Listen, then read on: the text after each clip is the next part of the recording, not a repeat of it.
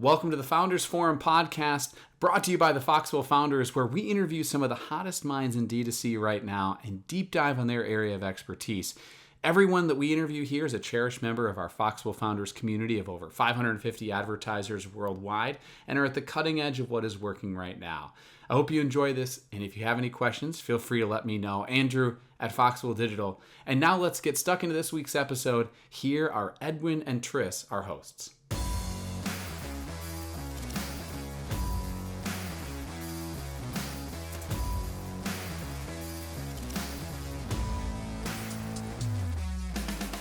Three best ways that we've ever seen to deal with this is it's one of the things that's working really, really well for our agency right now.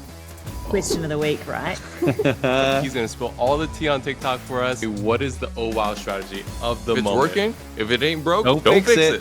Who buys it even at that time, right?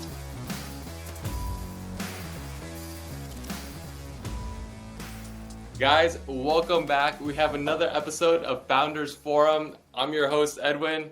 I'm Tris.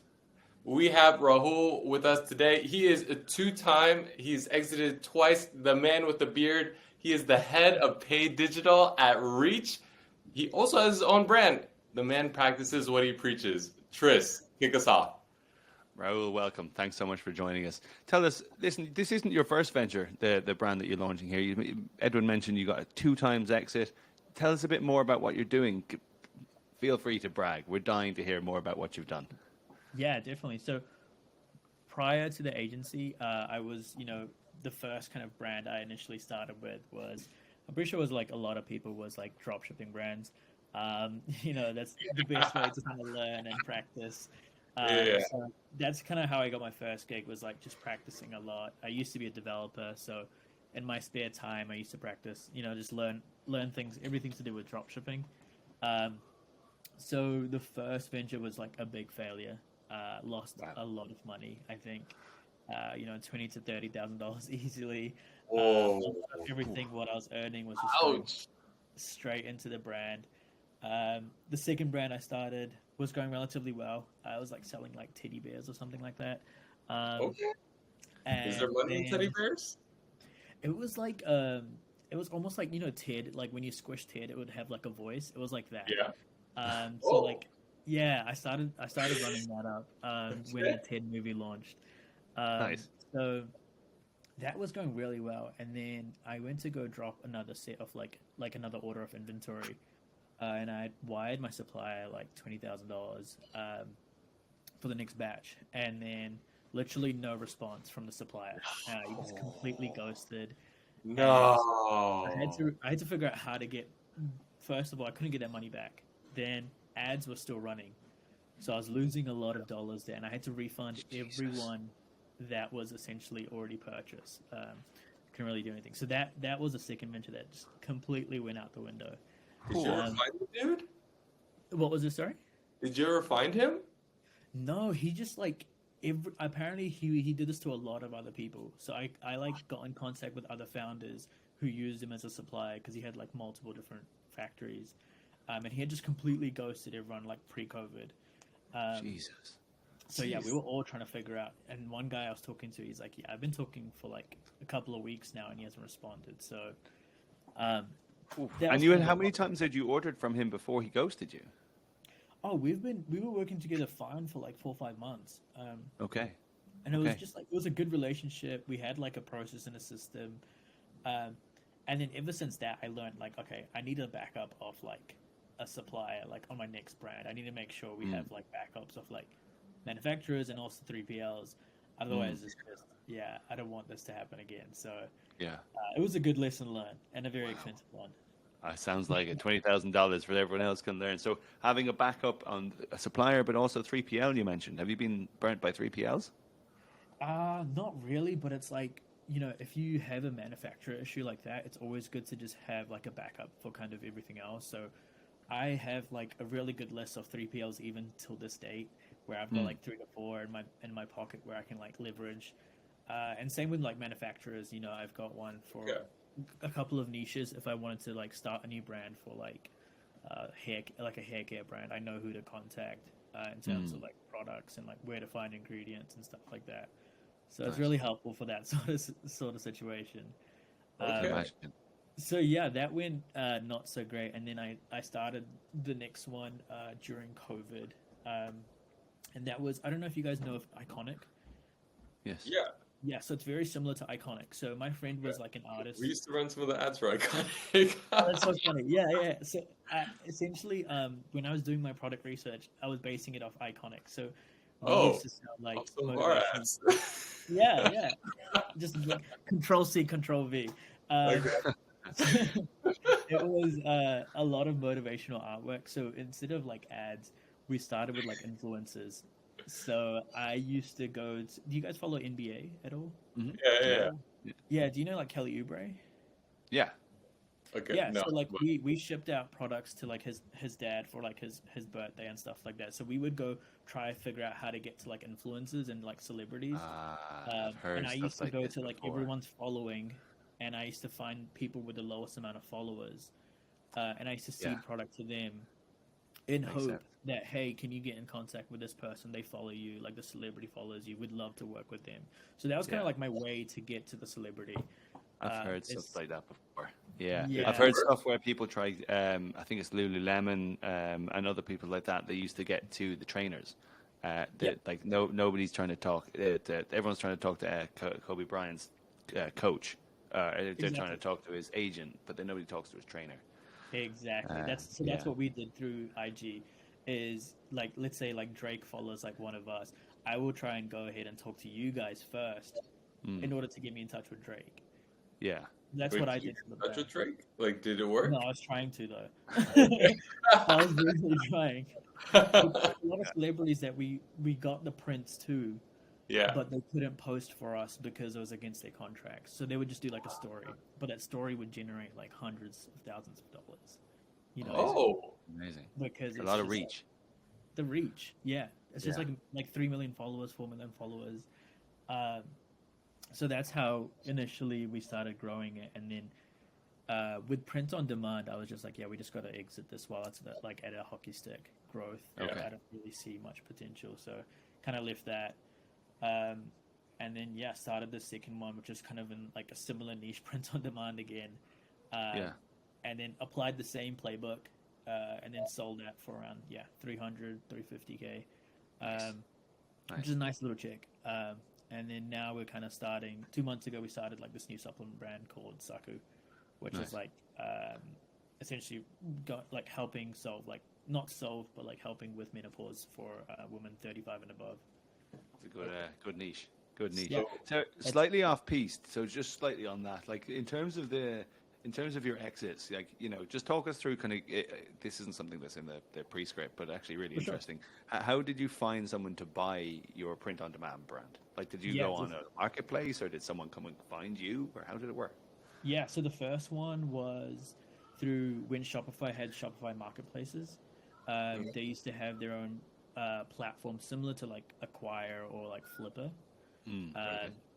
They would have their own marketplace where you could list on there and sell through there. But then now it's like discontinued essentially. So the second one came through Acquire, which is like you can just, you know, list the platform on there.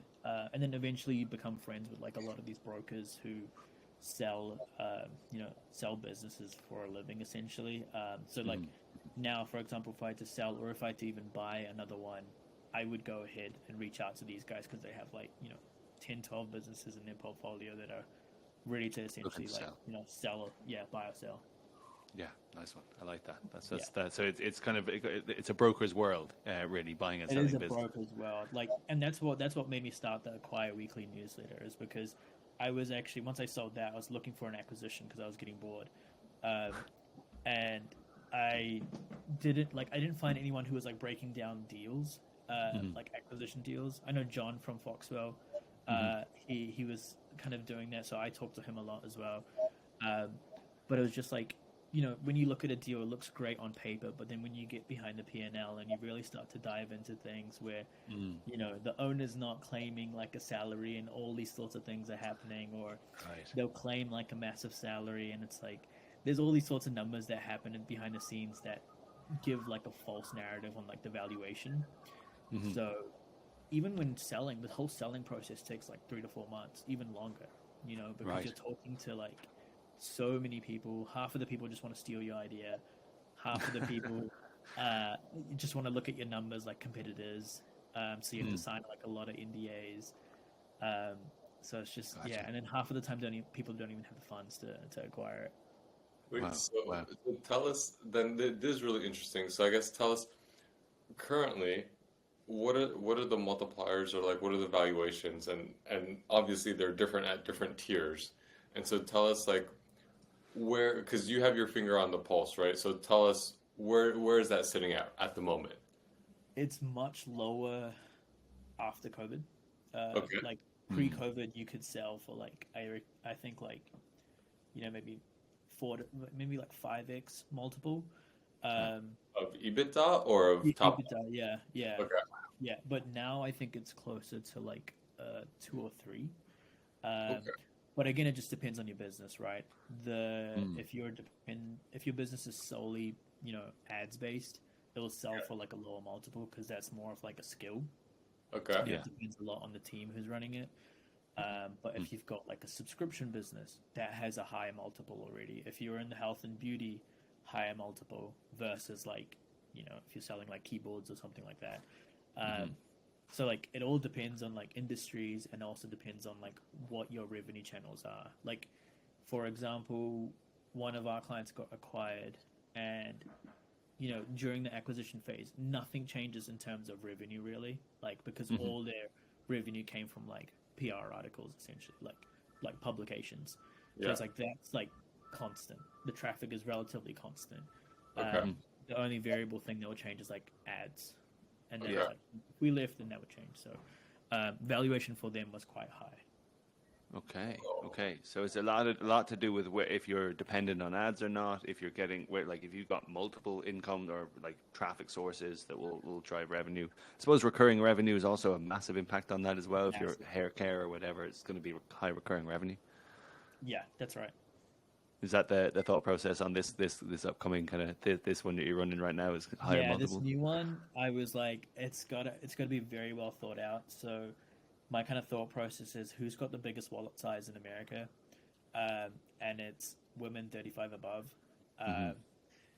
and they just are able to essentially spend on anything and join subscription programs versus men. Like men and women buy totally different. Yeah, heard like, that. Yeah, like men, like for example myself, if I'm buying clothes, I'll go to like Uniqlo and I'll buy like 10. I'll buy like a pack, like a bundle. Like I'll buy like 10 shirts. Oh, like I think all of us are the same there. Yeah, same shirt. shirt, different colors. Like I won't like like I'll get creative for sure, but like it's not something I'll do every month where I'll go ahead and get some pair of jeans or something like that. Whereas like women are more open to like changing up the wardrobe constantly, trying new supplements, trying new beauty products, never happy with the current situation and always want like progress and improvement. So I was like, yeah, this is the target audience I need to go for. And then I just wanted to go after an audience inside of that doesn't get talked about much. So I started listening to. I would go for runs every day, and I would start listening to like podcasters about like menopause. So like anything menopause related. Like I probably consumed over 40 hours of just like podcast content alone around that industry to understand like what the pain points are, how While you were running. Yeah, it was a weird kind of So it was a weird phase of your life. I'd say listening to menopause. There was no, like NBA YoungBoy or like no NBA young boys, no young thug, nothing. My fiance is like looking at my podcast, like my like playlists and stuff. She's like, "What's going on?" Like, Are you hitting menopause, Rahul? yeah, I'm like, it's just so weird talking about it, but like, yeah, it's funny when you like look at the search history on my Spotify. But you obviously learned a lot from that you were like, this is a niche that needs a revolution or needs a change, or there's not enough products here specifically for this. So you went off and you started researching, how do you make these products? Or you're saying you had some contacts that you knew where to get the ingredients? Yeah, so didn't really have like specific contacts, but it was, I know there's a couple of bigger brands in the space, and I'm like, I just want a piece of the pie because the pie is big enough. Yeah. So we kind of followed a lot of the best practices that they kind of laid out for us. So I know like Better Body is one big one that I think specifically work with like, a woman going through menopause. So kind of they're mostly like tablets, or like supplements. The difference with us is we have like different ingredients as well, but we're also a truffle. Oh, nice. So we're like a chocolate truffle. Okay. Love that. Love that. Yeah, the perception I wanted in someone's mind is when they're eating it, it should replicate the Lint experience. You know, Lint. Oh, Yeah, because it's highly addictive. Yeah. So I was like, okay, there has to be a way we can replicate the Lint, but still have like the same flavor combination, or like not flavor combination, but like whatever similar. products ingredients we're using inside of that product. Yeah. So that's kind of where we're at. Nice. So initially, when we started, gross margin for the product was like 55%. Horrible, Wow. very difficult. Tough. How do you scale that? Very tough. It's very so we tough. started just. What was that? Sorry. It's very tough. At 55, it's like 55% gross margin. You're not really playing with much. No. Yeah. So yeah. How would you now- get customers? Yeah, just bleed money. Just okay. you just pay and figure out what your CAC is, and then now we've got a good idea of what our CAC is, and then as of 3 weeks ago we onboarded a new 3PL and a new manufacturer. Nice. So we're at 77% gross margin. It's completely changed the business. And made You're us shipping profitable. chocolates then, right? You're shipping chocolates across the states. Yeah. That must be tough on shipping. I mean, the cost to try and keep them cool, right? Must be. Yeah, because nice. it's no longer like with 3PLs. It's no longer just putting them in like the 3PL. You need to make sure the 3PL it's like at a certain temperature, essentially, in order to store a lot of chocolate. And it's like if it's there for long, I don't think it's gonna be great. So you got to move it really quickly. So yeah, I think we're gonna face more problems, but I'm excited for it. I think we'll figure it out as it goes. So you're working in a space that's clearly you are not the target customer, right? And so you got to build the personas, right? And tell me, what is your process for building that persona? Yeah, like there's a lot of different with how I've looked at this brand in particular is less around persona. Like personas are more like busy moms, stay at home moms. Like you can branch it out into those, but I've gone into more emotion based marketing. So like there's a psychologist. I think it's like a psychologist theory called like James Lang or something like that, and he has a theory of like essentially your emotion is based on the visual things that you see. So if I see a scary person, I'm most likely gonna not interpret it. I'm gonna interpret it first visually, and then my body will react from that. So we're trying to take a lot of principles from there with a lot of the marketing. So there's like a circle diagram which I can link later on, but essentially inside of that you have like angry, sad, happy, joy, and all these different emotions, and we're just plucking different emotions from there. So like for example with menopause, a lot of it is quite negative, so it's a lot to do with like night sweats, cold shivers, a lot to do with not getting proper sleep in the night and your partner having problems. So we kind of break it down. How we initially started, we just tested like 3 to 4 angles around those particular problems, and we branched those out into like kind of more emotion-based drivers. So one example is that's at least working for us now is a lot of women say, oh yeah, we don't get good sleep, but we don't know why.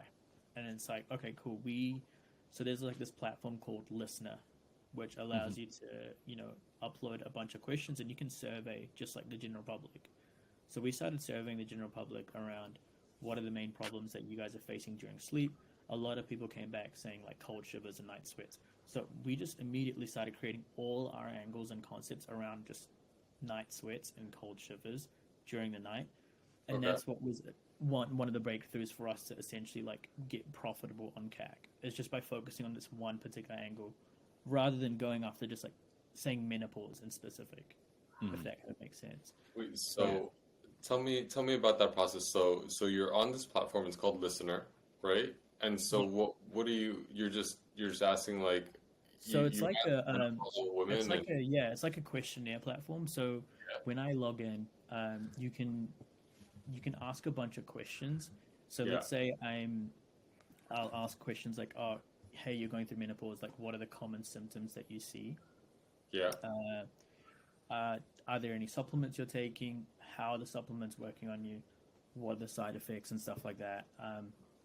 And then what happens is in Listener, you can just have a bunch of like conditional statements to choose, like give them a bunch of options, and you can yeah, just upload it and send it to like a general public. And so it's like, those online surveys you see that people get paid to do surveys. yeah. It's essentially that. So like on the other side of the screen, there's like a bunch of women who are like 35 plus that are free That's to really do, question. yeah, that are like, So they're like, it's oh, less you want to assumption get, based.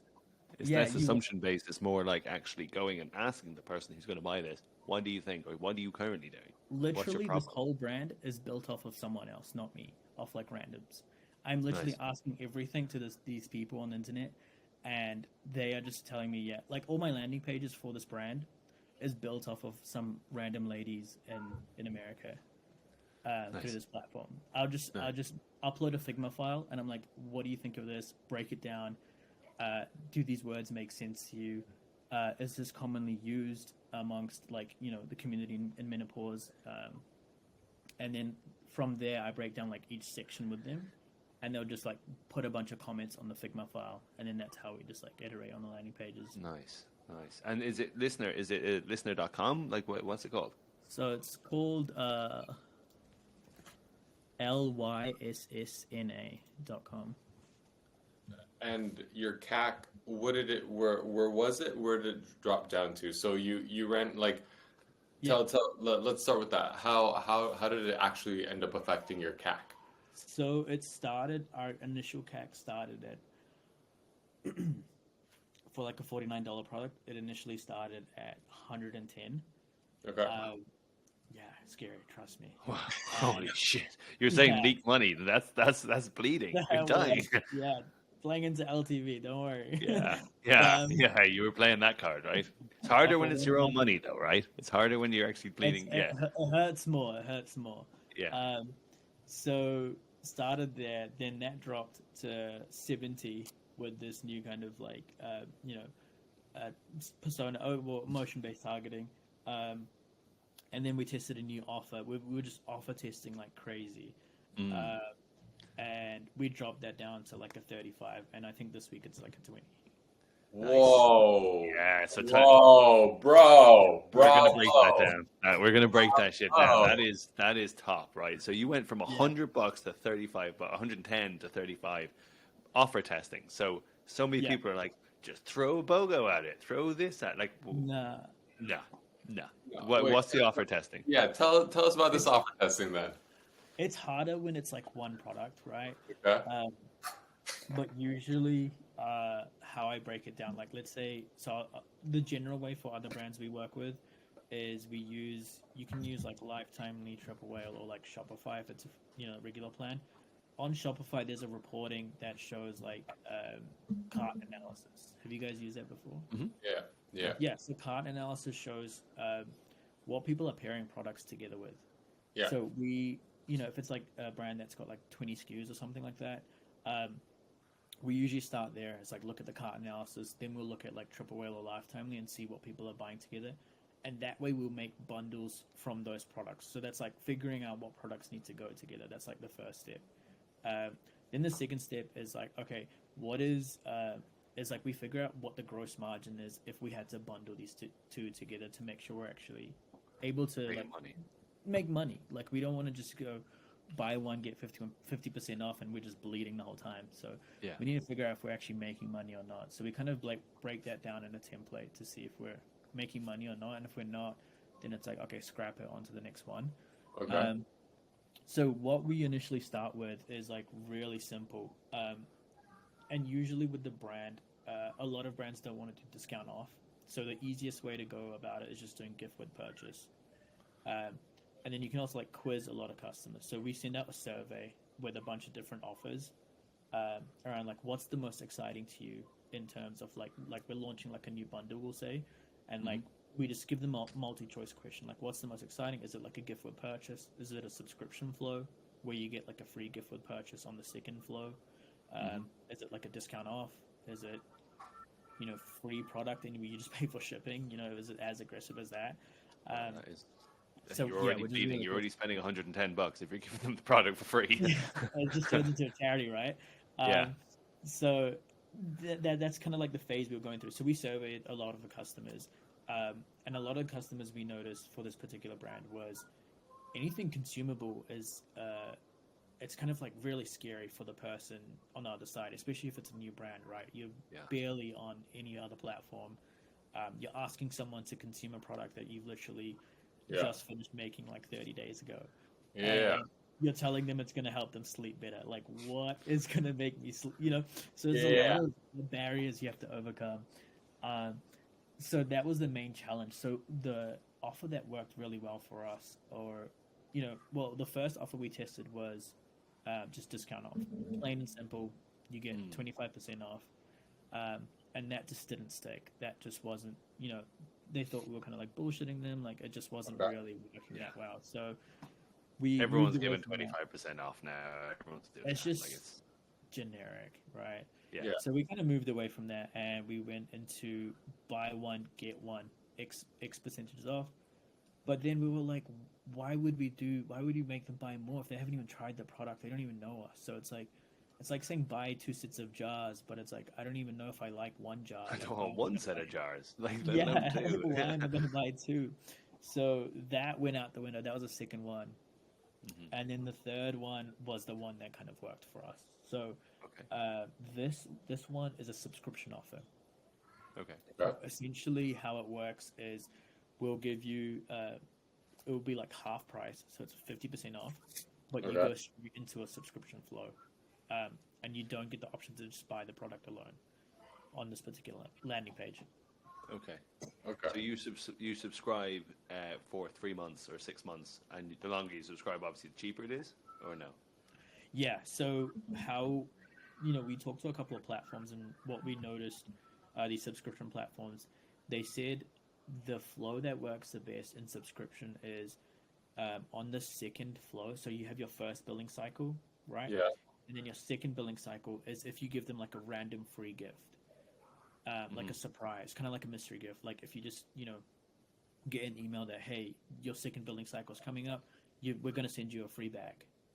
Okay. Nice. They're more likely to stay on. So you get past that second. It's usually the second month that is the hardest month to get past. Like if you're on a 30-day cycle, right?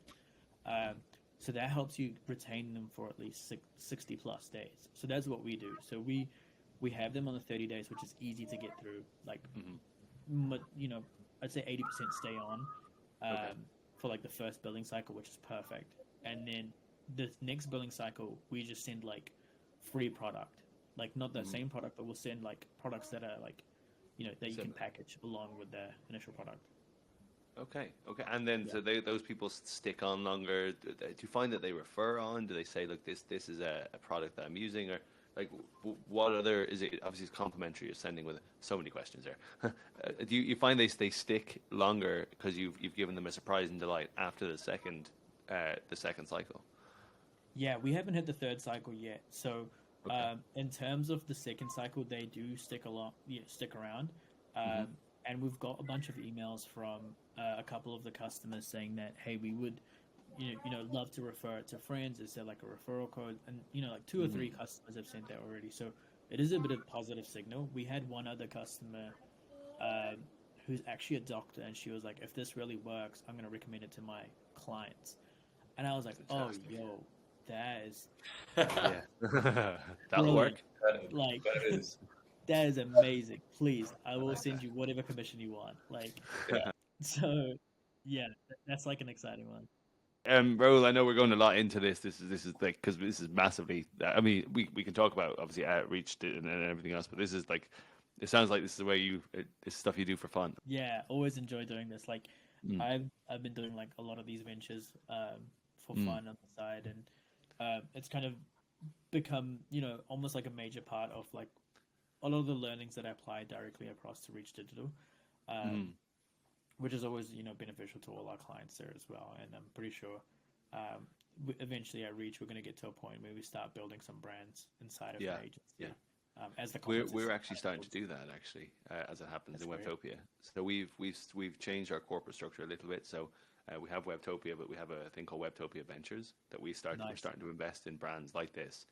We're starting to launch them, and like the idea here, we haven't started any yet. We're in the recruitment phase of actually, because instead of me doing it, it's the people within Webtopia launching it, Nice. and then we're backing it, and so it's part of both sides.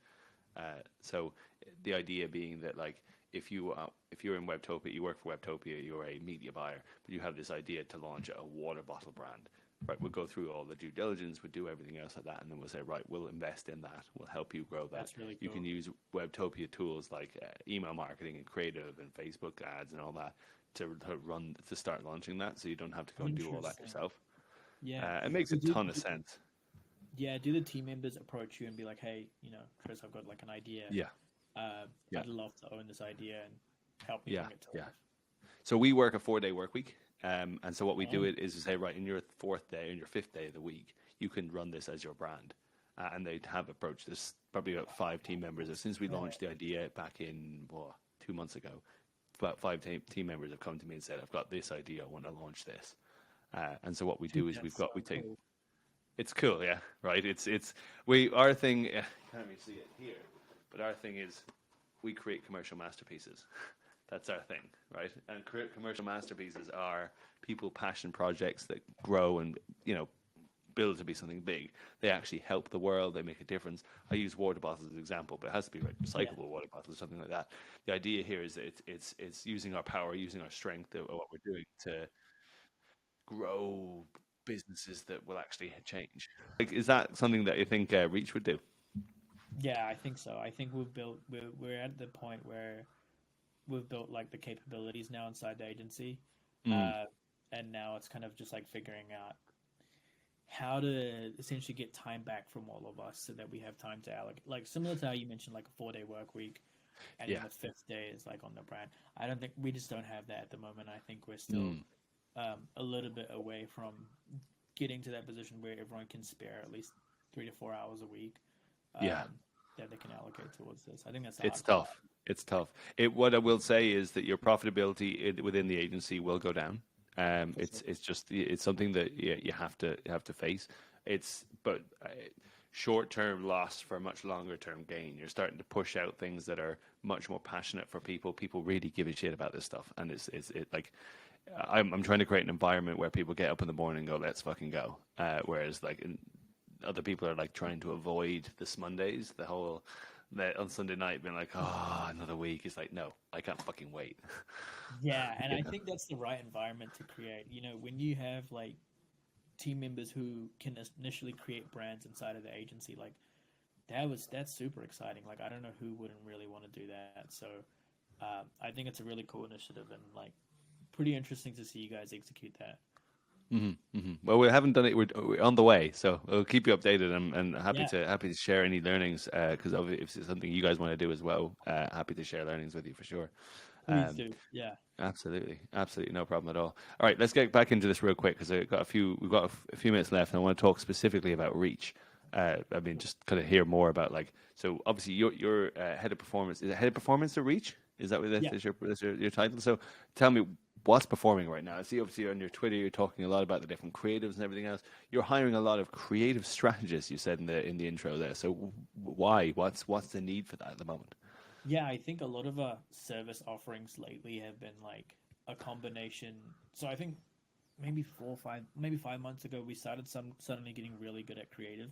I don't know where this came from. So we started working with a lot more brands on paid media and creative. And we're essentially just retaining them for a much longer period. If we look at retention across a lot of our clients, the clients that stayed there for the longest had the services involved that were paid media and creative, versus the clients that were just paid media alone didn't have as long as a retention cycle. So we're like, okay, maybe it's time to invest more heavily into this, where essentially all new leads are closing on these services. So we need to just onboard really quickly. So Okay. we onboarded 2 new strategists, one from Foxwell, actually, Eric. Nice. Eric, yeah, he's a great guy. Oh, I saw you hiring that. Yeah. And you hired Eric. Oh, nice one. Nice one. Yeah, He's a good guy. he's great. He's great. So he's leading out the creative team, which is exciting. And then we hired another person, Christina from New York. We didn't really have many females on the team, so it's good to have Christina there. Nice. And then we got one more person, Sophia from Europe. Okay. So she's in Spain right now. But that hire was a really interesting one, and I think it's probably one of our most successful hires. Oh, okay. And Tell me the more. reason being is she was a content creator first. Okay. Never done creative strategist, so came in as a junior creative strategist. But she just understood content so well that every brief she was just writing, whether it's static or video, was just like, it would just outperform anything we would have. Nice. And Nice. you know, we were And just so she's writing briefs. She's briefing out content creators. She's working out what's working. She's looking at the numbers, all that kind of stuff. Yeah, she's a bit behind on the numbers, which is fine. Like that's coachable. But I think what is harder to coach is the creativity and kind of like the vision, what she sees. And I think that's what's really exciting. And you know, if we had to hire another strategist, I am considering going down like content creator and then strategist. Versus maybe someone who's just purely just worked across a lot of like D2C brands as a strategist. Because she had, you know, 700K followers on TikTok. She did a lot of like those short film acting gigs. So she understood a lot of, you know, a lot of how to make good content. So it's the right type of person in the seat, right? It brings you right to that. Do you remember The Big Short, where he's like, "See this guy? He's my Quan." It's like that's this is my creative person. They know what they're doing. That's exactly what I do. Yeah. yeah, exactly. Yeah. Wait, so that's Sophia that has 700K followers on TikTok. How do you put, because in my head when I hear that, I think she's gonna ask for a ridiculous sum of money. And so is she your full-time staff member, or this is just She's like a her full side timer, but she's like a junior strategist. So she wanted to navigate away from kind of like the content creation. Like it wasn't really monetized. She did it for fun, which I don't know how you do it for fun and get to 700K. Anyway, she wanted to get really into like the D2C side because I think she wanted to eventually start her own brand. So she's like, what better way than just actually like teaming up with an agency and learning. So that's currently how she's kind of onboarded with us. I'm not sure where we found her, but I think Archer found her maybe on LinkedIn or something like that. Yeah. Nice. It's always good to find someone good, and we always have a thing. We hire people good, and we find something for them to do rather than trying to do the other way around. Yeah, that's right. It makes a ton of sense. The creative strategy part. So a lot of other agency owners I've talked to, the creative strategy is sort of financially it's difficult. It's sexy, but they find it that it doesn't make money. Like it's the media buying that makes the money. Have you found the same thing? Did the unit economics work for you guys as well? That's interesting. I actually think it's the opposite way. Oh, I actually think it's so, you know, I've talked to the team about this, and I think it's easier to manage an account that does, you know, over 150K a month in spend versus anything below that. Yeah. I think anything below that requires a lot of media buying and a lot of like testing and a lot of product market fit versus anything above 150K where we've got like a lot of creative services.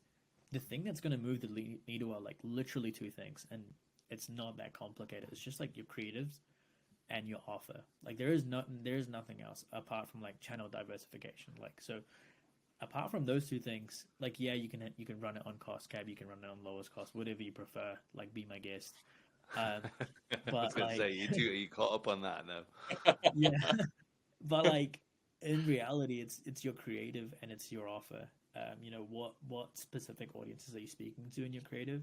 Can you hook them in, and then how long can you hold them for as a customer? And that will come through your offer and your landing page. So for us, creative services are so important, and if we don't have it and it's a media buying only client, I honestly have to like make sure we grow them big enough so that they can afford our creative services.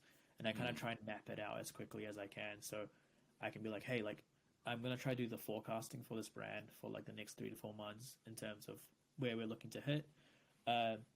And then, once we're at that rate, we can bring on like creative services and kind of like stack that separate offer on, because now I'll have support as a media buyer. I won't be doing creative finance and media buying.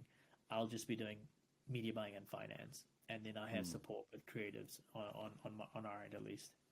Makes sense. And so when you talk to a client, is it you're going and saying, look, we're going to charge you this fee for a media buyer, but once you get to this level of spend, we're going to bolt on a creative strategist that will help you grow further. It's like a booster. Or do you give them the second month as that gift?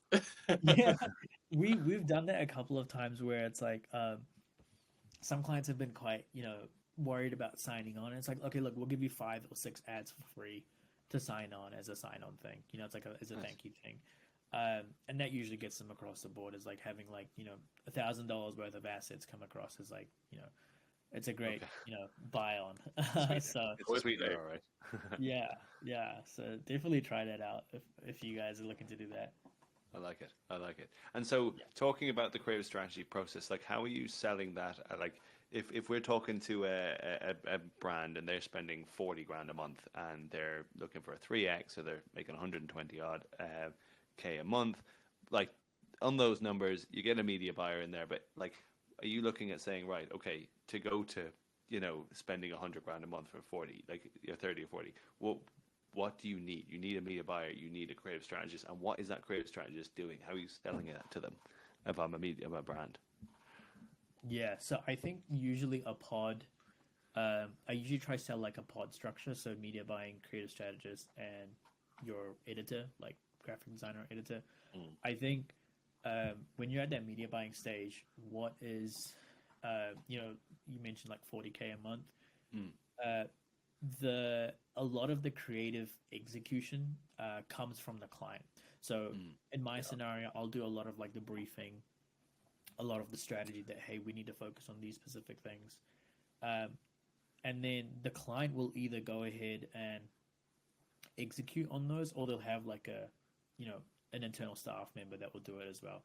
So for me to get them to, 100K per month, the responsibilities of the creative strategist become that they'll have to do a lot of the briefing and a lot of the, maybe even like the execution of the content creation, not content creation, but like the asset development, versus the client doing that. So it's kind of like freeing up the client's time to focus on other things is the most important part, which we pitch with our creative services. So our strategists won't come alone. They'll come along with like a video editor or a graphic designer. So that way we kind of work in a pod, and that way the client no longer has to do any like creative development essentially. Yeah. Do you shoot your own stuff then as well? Because sometimes that can be a difficult one for clients. Yeah, They're like, I got all the photos. So we have a couple of clients where we shoot, assets for. We have one client that's quite difficult to shoot content for, even seed product for. So they're essentially, like a clothing brand for shorter men. And which is a very interesting market. It's actually a huge market. Who knew? But the hard part about getting these content creators is no one likes talking about their height on social media. So it's hard to find short men, right? Right. So that's how you supposed find the guys who are not talking about their height. Then they're the ones that are short. You put them against like a telephone pole, and then you just dude, you have no idea how hard it is. So it's like there is no filter button on a lot of these agencies. A lot of these content agencies don't even have they don't even know the height of their own creators. So it's like, oh shit, like now I have to figure out like how to get the height. And I was like, the only place, I was doing a lot of research, the only place to actually get a height is actually modeling agencies and like acting agencies. So there's like a couple of databases in the States that have like acting agencies. So I would just mass DM actors from these like acting agencies. I'm like, hey, I love you, because they already upload their own portfolio, right, of like the films and like the short films they do. And I'm like, this is great. They've got the portfolio, they've got the price, they've got the height. let's start working with these guys. So we started working with them as content creators. So yeah, for a lot of our clients, we do make content on our end. But in some scenarios, they already have their own creators. I hear you. I hear you. And then you take it and then you work it out into whatever structure that we see your newsletter. We see what's going on in terms of what kind of creative is going on. And so tell me, so we're in July, or we're in the summertime. We're heading into Black Friday. How are you preparing, and what is your current strategy for Black Friday? Yeah, so we did a lot of testing in like Memorial Day, and Father's Day for like different types of offers, like really mixing it around. So like that was kind of like a phase one of testing what offers really work for the brand. The second phase will come in like August and September, where we test more offers.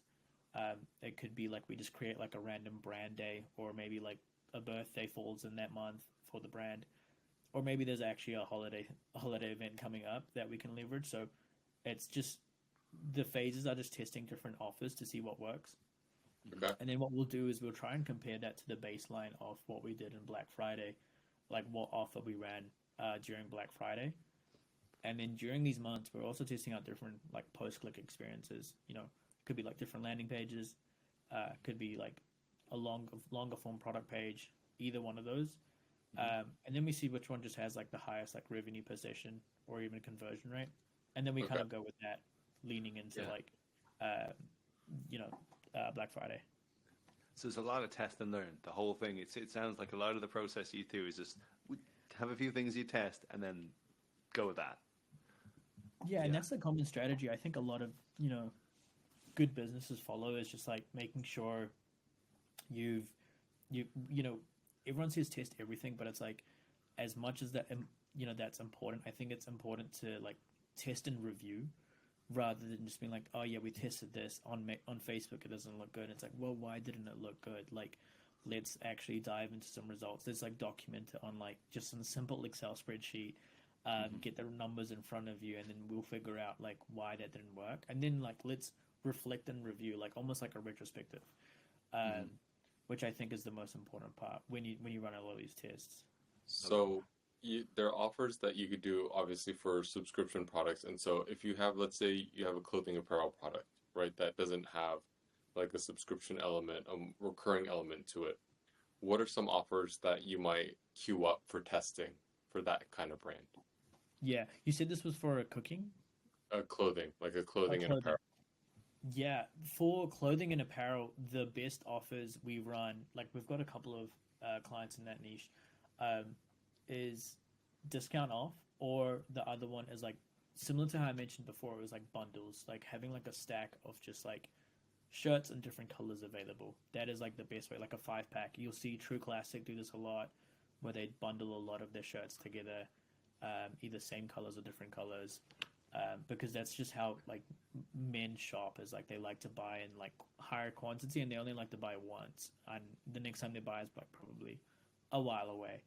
And then the last thing that works really well is like build your own bundle. That's like a really good one.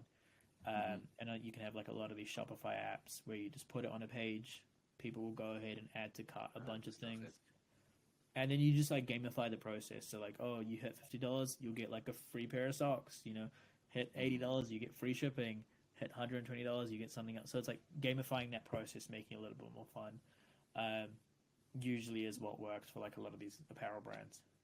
Love that. Makes a lot of sense, because it kind of makes it less like I'm doing a transaction here, more like a game, like more like emotion led. Like you already know you're going to spend a bag, so it's like might as well just collect everything on the way. Make it fun while you're doing it. Make it fun, yeah. So guys, that was all we have time for. That was an absolute banger. We went through so much there with Rahul, talking about exits, talking about how you find a buyer, talk about how you test your different offers. It was fantastic. So thanks for spending your time here. I'm Tris.